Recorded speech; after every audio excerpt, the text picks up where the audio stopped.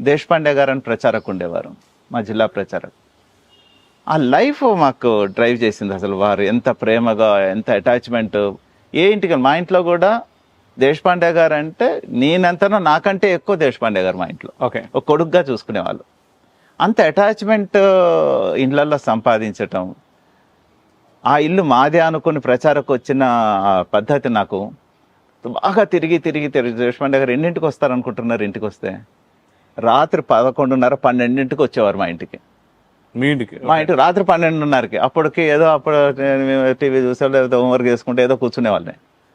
అప్పుడు వస్తే గంట సేపు ముచ్చట చెప్పేవాళ్ళు. రాత్రి 1 గంట అయ్యేది. పడుకోమంటే లేదు అమ్మ నేను మళ్ళీ వెళ్తా అని చెప్పి రాత్రి ఆ 1 గంట కారలింగ్కి వెళ్ళి మళ్ళీ పొద్దున్నే 5 o'clock కల్లా ఇంకో ఊర్లో ఎక్కడో శాఖలో ఉండేవారు. ఆ శ్రమ పడ్డారే. ఒక్కొక్క ఇంట్లో అలా ఎన్ని ఇళ్లల్లో వారు తనకు ఒకటే, అందరి ఇళ్లలో దేశపాండే గారు అంటే వాళ్ళ ఇంట్లో కొడుకే, వాళ్ళ ఇంట్లో సభ్యుడిగానే ఉండేవారు. అంత ప్రేమను పంచారు చూడండి, అవి మమ్మల్ని డ్రైవ్ చేసింది ముఖ్యంగా.